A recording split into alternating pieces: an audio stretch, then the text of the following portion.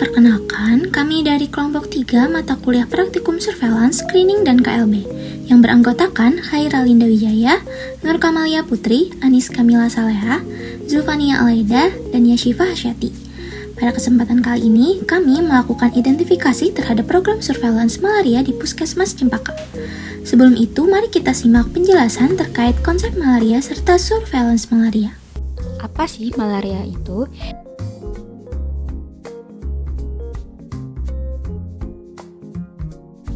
Jadi, definisi malaria adalah penyakit berbahaya yang bisa mengancam nyawa.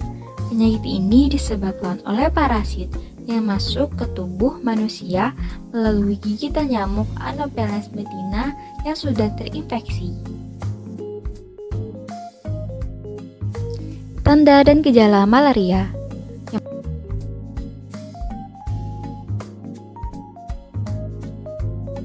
Yang pertama, mual dan muntah. Yang kedua, diare. Yang ketiga, nyeri otot atau pegal-pegal, kemudian demam menggigil dan sakit kepala.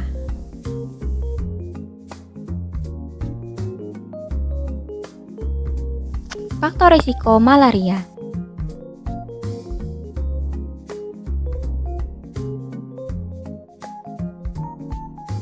Yang pertama, tidur menggunakan kelambu yang sudah rusak atau berlubang. Yang kedua, aktivitas di luar rumah pada malam hari dengan pakaian pendek. Yang ketiga, tidak menggunakan obat anti nyamuk. Yang keempat, ketika merasa sakit tidak langsung melakukan pengobatan. Yang kelima, tidur di tempat kerja seperti perkebunan, hutan, area penambangan.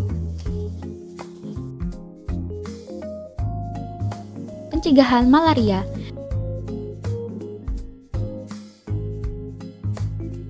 Pencegahan malaria dapat dilakukan dengan repelen, kawat kasa nyamuk, kelambu berinsektisida, menggunakan obat nyamuk, menggunakan pakaian panjang, mengurangi genangan air.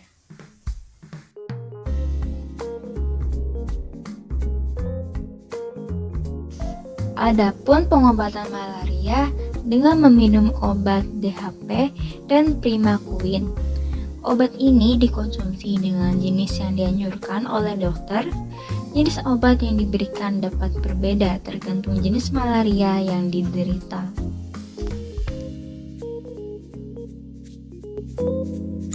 Surveillance malaria.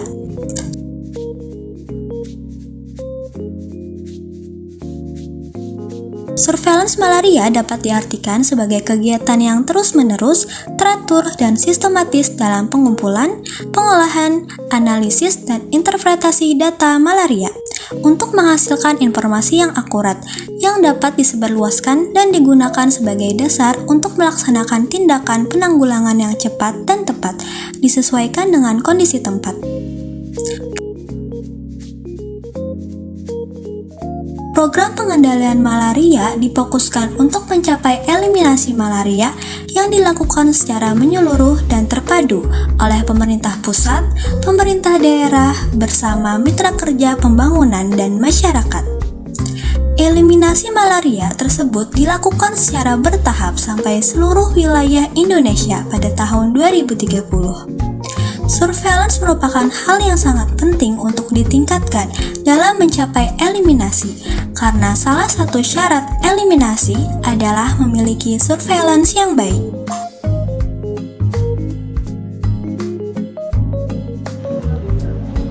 Tujuan surveillance malaria.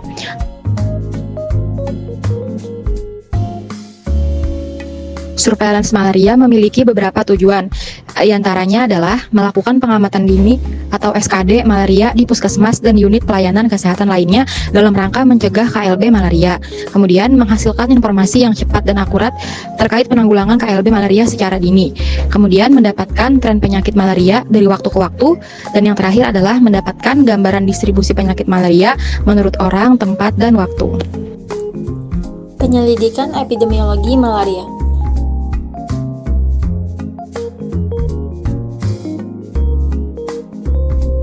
Kegiatan penyelidikan epidemiologi dilakukan terhadap kasus positif malaria pada semua tahapan eliminasi.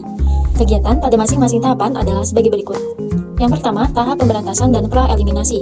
penyelidikan epidemiologi dilakukan terhadap kasus positif malaria berdasarkan adanya indikasi kejadian luar biasa malaria yang terjadi pada suatu wilayah atau unit epidemiologi.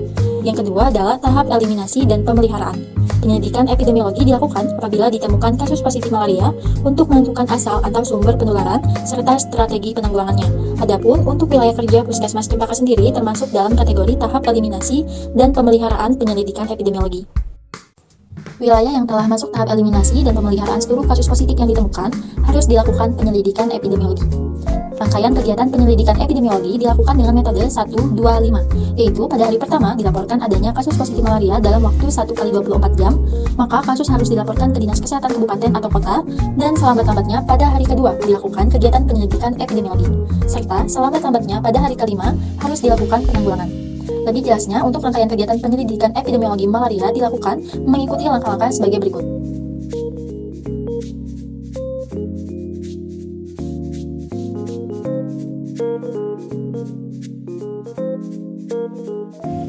Apa peran Puskesmas dalam penyelidikan epidemiologi malaria? Puskesmas merupakan unit pelaksana surveillance terdepan yang melaksanakan kegiatan pencatatan, pelaporan, dan analisis data malaria. Puskesmas bersama Dinas Kesehatan Kabupaten merupakan unit surveillance yang melaksanakan kegiatan penyelidikan epidemiologi kasus malaria yang terdapat di wilayahnya. Saat ini, media edukasi kesehatan terkait malaria di Puskesmas Cempaka masih terbatas, sehingga kami melakukan intervensi berupa optimalisasi promosi kesehatan sebagai upaya penurunan positivity rate malaria melalui edukasi kipas dan leaflet. Harapannya, media ini dapat meningkatkan pemahaman masyarakat mengenai malaria, membangun kesadaran masyarakat tentang risiko penularan malaria terutama pada kalangan yang beresiko tinggi, dan mengedukasi masyarakat untuk menerapkan perilaku yang dapat membantu mencegah penyebaran penyakit malaria. Untuk mengetahui alur penemuan kasus malaria di Puskesmas, mari kita simak slide selanjutnya.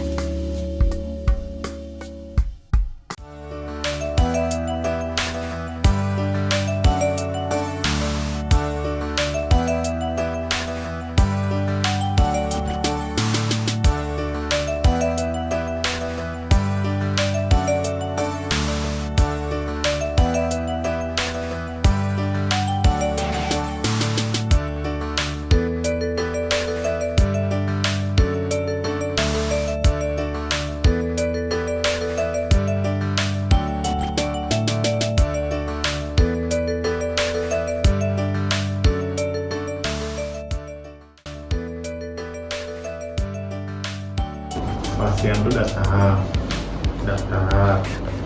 Biasanya gejalanya itu adalah demam, badan menggigil, penapisan istilah kami itu penapisan atau pendaftaran.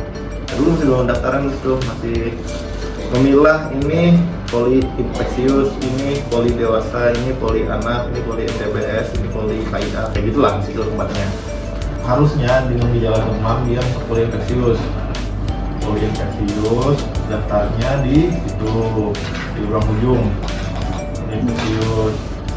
Setelah itu dia baru tunggu anamnesa, ruangan pelayanan dokternya dan anamnesa itu ruangan perawat.